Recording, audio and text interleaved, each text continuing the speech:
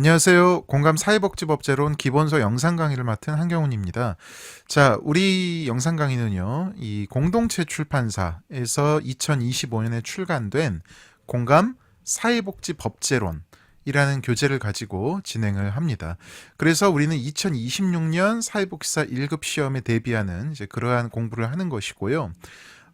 이 공감이라는 브랜드를 가지고 이 사회복지사 1급 수험서가 지금 이제 시중에 출간이 되고 있습니다. 그래서 기본서가 8권이 있고 그 중에서 이제 2권 정책론과 법제론의 기본서에 대한 이 영상 강의를 이제 제가 진행을 합니다. 그리고 이제 기출문제집과 핵심 요약집도 있는데요.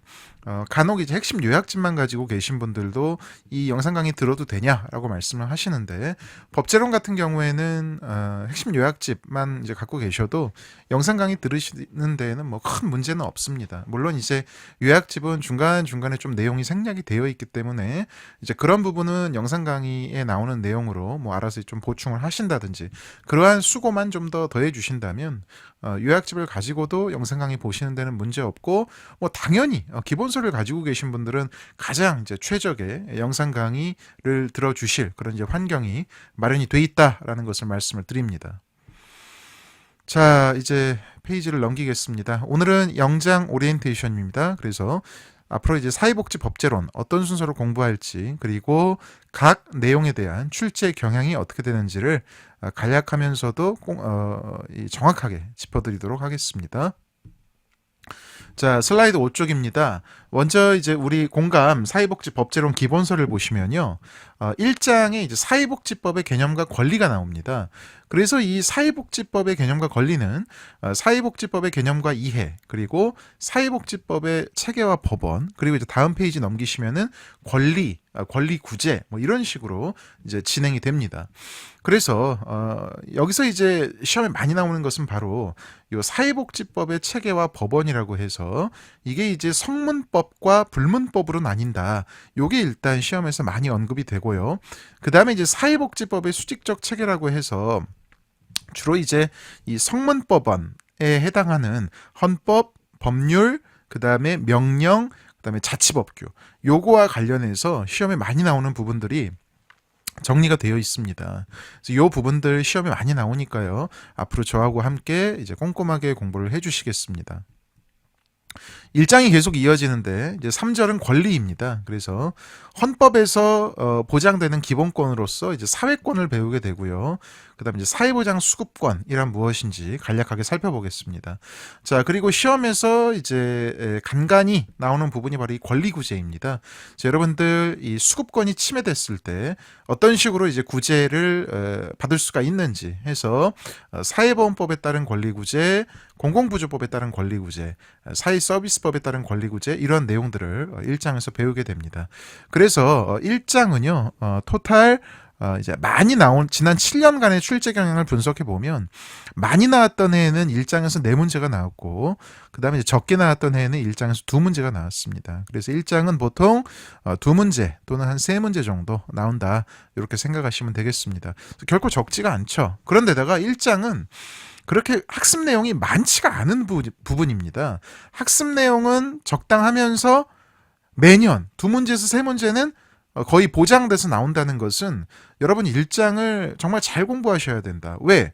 이거는 틀리면 안 되는 부분이라는 거거든요. 예. 법제론 같은 경우에 많이 버거워하시는 분들이 있는데, 이게 거의 뭐 매년 뻔한 데서 나온다는 것이 정해져 있으면 그거는 기본적으로 득점을 하고 들어가야 되는 겁니다. 아시겠죠? 그래서 1장은 아주 기본적인 내용이다. 이건 득점을 하고 시작해야 된다. 그거를 강조를 합니다. 자, 그리고 2장입니다. 사회복지법의 역사입니다. 서구 사회복지법의 역사가 있고 우리나라 사회복지법의 역사가 있는데, 지난 7년간, 최근 7년간 출제 경향을 보면 서구 사회복지법의 역사는 출제된 적이 없습니다. 그래서 다시요. 정책론 같은 경우는 이 서구의 사회복지 정책의 역사가 자주 나오죠. 뭐 구빈법부터 해서 베버리지 보고서부터 해서 미국과 독일의 어떤 이야기까지. 근데 법제로는 반대로 우리나라의 이야기가 역사가 많이 나온다. 그래서 우리나라 사회복지법의 역사가 보통은 한 문제가 나오고요. 많으면 두 문제가 나옵니다. 그래서 주로 이제 1960년대부터 최근까지 주요한 입법을 정리를 해놓았습니다. 특히 이제 그 중에서도 우리가 이제 공공부조, 사회보험, 사회서비스라고 하는 이러한 영역의 핵심적인 법들의 제정 순서는 외워야 되겠다. 예를 들자면 5대 사회보험이 뭐가 있습니까? 국민연금, 국민건강보험, 노인장기 요양보험, 산재보험, 고용보험. 그러니까 최소한 이러한 제도의 각 법의 제정 연도는 외우는 게 좋겠죠. 그 다음에 주요한 공공부조, 국민기초생활보장법, 기초연금법, 장애인연금법, 긴급복지지원법 이런 것들도 최소한 제정 연도는 외워줘야만 문제를 푸는데 용이하다라는 말씀을 드립니다. 자, 그리고 이제 슬라이드 8쪽부터는 이제 개별 법에 대해서 배웁니다. 그래서 먼저 이제 이 사회복지와 관련된 기본법들, 예를 들자면 사회보장기본법, 그리고 4장의 사회보장급여법, 그리고 5장의 사회복지사업법, 이런 순서로 볼 텐데요. 이 사회보장기본법, 단일 법률로는 사회복지법제론에서 가장 많이 나오는 법 중에 하나입니다. 사회보장기본법 보통 시험에서 한 3문제 내외로 나온다고 보시면 되겠고요. 특이할 만한 것은 23회 시험, 즉 2025년에는 놀랍게도 5문제가 나왔습니다. 굉장히 드문데 그만큼 굉장히 시험에 많이 나오는 법이다라는 것을 말씀을 드립니다. 그래서 여러분들 그 사회보장기본법 이제 나열된 순서대로 우리 기본서에도 정리를 해놨는데요. 총칙, 사회보장에 관한 국민의 권리, 사회보장기본계획과 사회보장위원회, 사회보장정책의 기본방향과 운영, 그리고 마지막으로 사회보장정보의 관리와 보칙에 대해서 정리가 되어 있습니다. 사실 사회보장기본법은요, 어디가 중요하다라고 찍어드리는 것이 무의미합니다. 왜냐하면 이게 매년 최소 2문제에서 많으면 3문제가 나오는 부분이기 때문에 이게 벌써 뭡니까? 이 사회복지사 1급 국가자격시험이 23번이 치러졌잖아요. 그러면은 사회보장기본법은 다른 법률에 비해서는 분량이 많지 않거든요. 그러니까 분량은 적은데 시험에 무지무지하게 많이 나온다? 거의 안 나온 부분이 없다는 얘기죠. 그래서 이제는 사회보장기본법은 그냥 모든 내용이 다 중요한 시험 범위다. 그래서 근데 이제 그 중에서도 많이 나오는 부분들이 있겠죠. 그래서 그런 부분들이 이 공감 사회복지법제론 기본서에 잘 정리가 되어 있습니다. 그래서 영상 강의 그리고 우리 교재와 함께 하신다면은 이 사회복지법제론에서도 사실 고득점 못할 이유가 없다라는 것을 제가 말씀을 드립니다. 사회보장기본법은 모든 내용이 중요하다라는 거 다시 한번 강조를 하고요. 그 다음에 이제 9쪽을 보시면 이제 4장이 나옵니다. 사회보장급여의 이용 제공 및 수급권자 발굴에 관한 법률, 줄여서 사회보장급여법이라고 합니다. 이러한 약칭은 제가 마음대로 정하는 게 아니고요. 여러분들 국가법령정보센터라고 하는 홈페이지가 있습니다. 요거 이제 우리나라 정부의 법제처에서 운영하는 공식 홈페이지인데요. 여러분들 어떤 법의 원문을 검색하실 때에는 바로 이 국가법령정보센터에 가셔서 여러분들이 검색을 원하는 이 법률 제명 키워드를 입력을 하시고 검색을 하셔야 됩니다. 그래야만 여러분들 현재 시행되고 있는 최신 버전의 법률들을 이렇게 정확하게 조회하실 수가 있습니다. 그 국가법령정보센터에 가서 이 사회보장급여법을 조회를 하시면 이제 이 법률 본문이 나오는데요.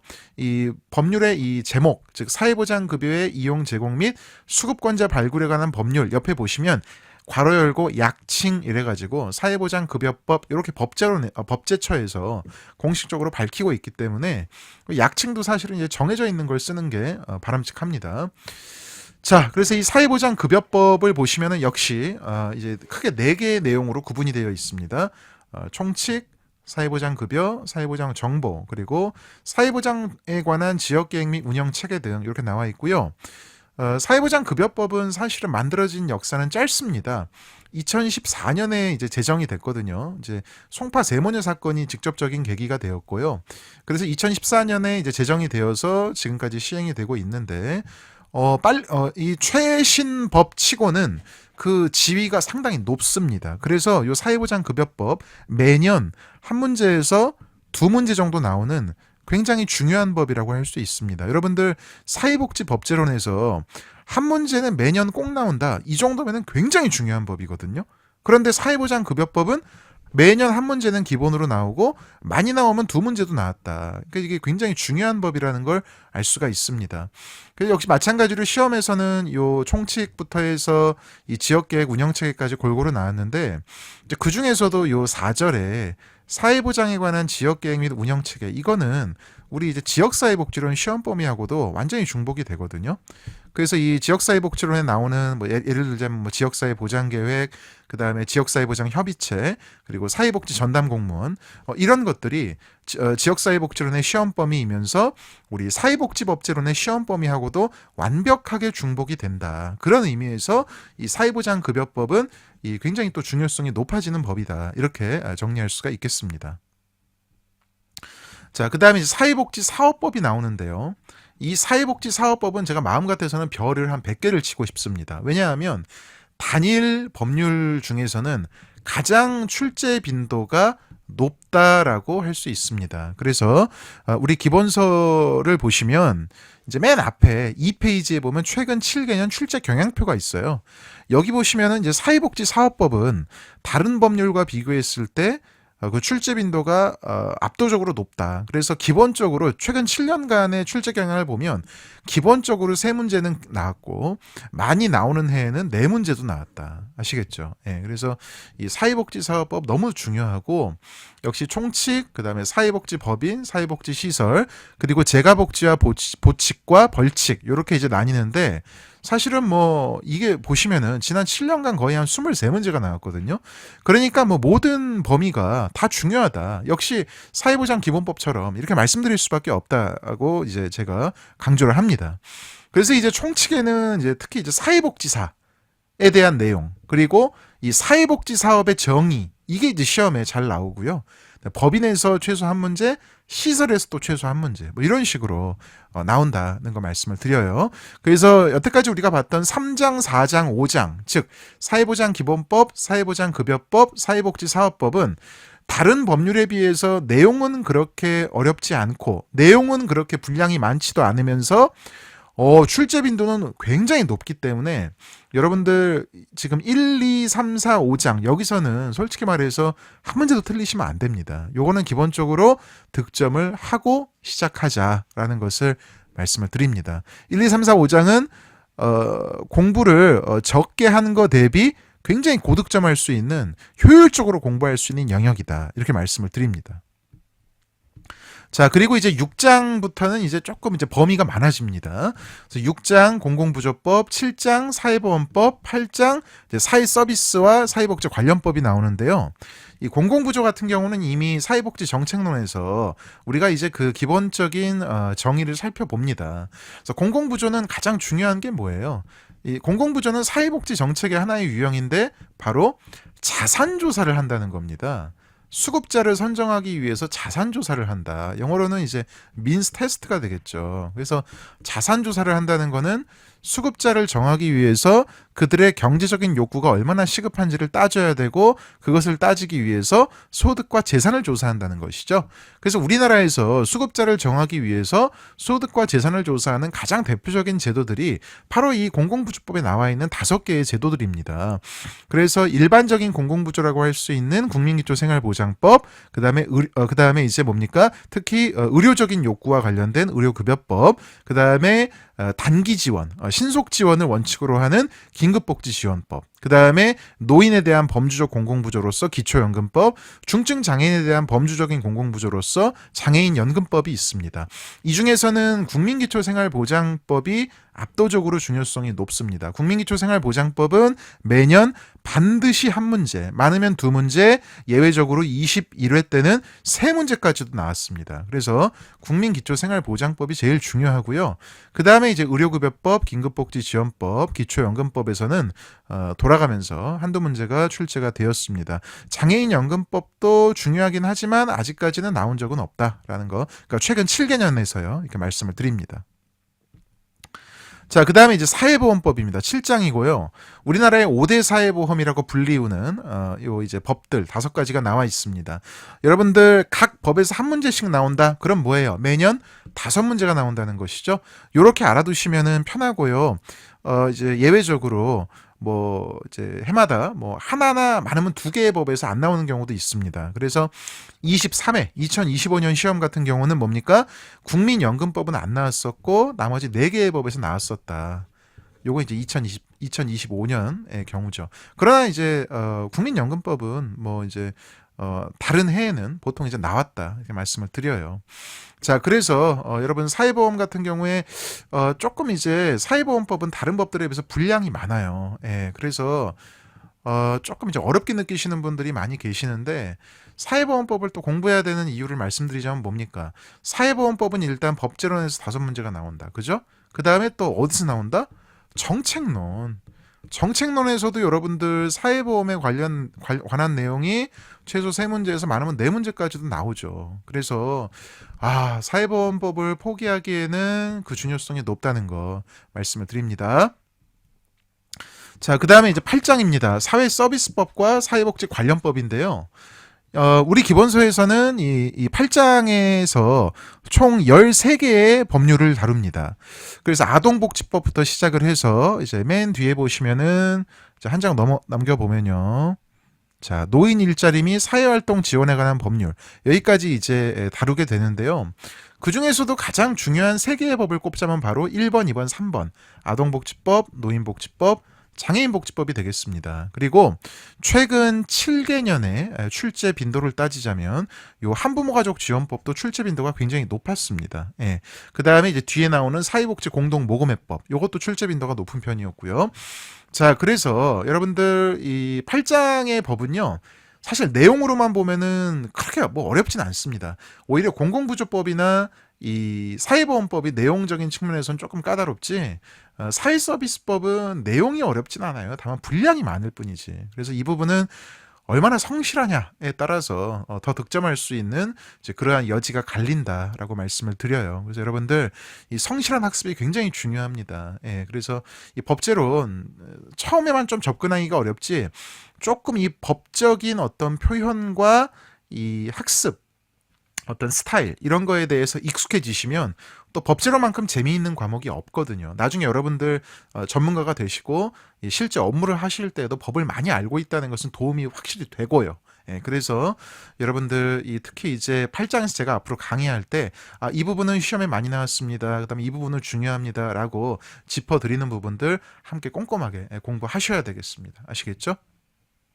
그래서 아동복지법, 노인복지법, 장애인복지법은 각각에서 한 문제, 총 여기서 3문제는 나온다고 보셔야 되고 그 다음에 이제 나머지 법들에서 한 2문제, 많으면 4문제. 그래서 8장에서는 도합 최소한 한 5문제에서 많으면 한 7문제까지 나온다. 이렇게 이제 보시면 되겠습니다. 물론 예외적으로 뭐 4문제가 나온 해에도 있었는데 그래도 웬만하면 8장에서는 한 5문제에서 7문제는 나온다고 생각하시고 접근을 하셔야 되겠습니다.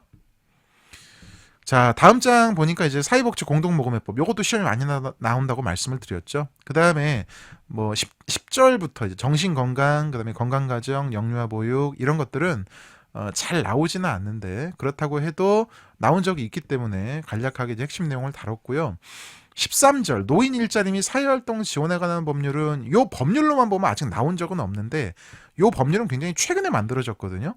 근데 이게 특징이 뭐냐면 노인복지법에 있는 내용 중에서 이 노인 일자리와 사회활동 지원에 관한 내용을 별도로 이제 분리시켜가지고 보다 이제 법으로 체계화한 내용입니다. 그래서 이것도 새롭게 좀 수록을 했다는 거 말씀을 드립니다. 자, 사회복지법제론의 마지막 파트는 9장입니다. 사회복지에 관한 판례인데요. 이 부분은 이제 출제 빈도는 떨어집니다. 요거는 관리적으로는 이 홀수의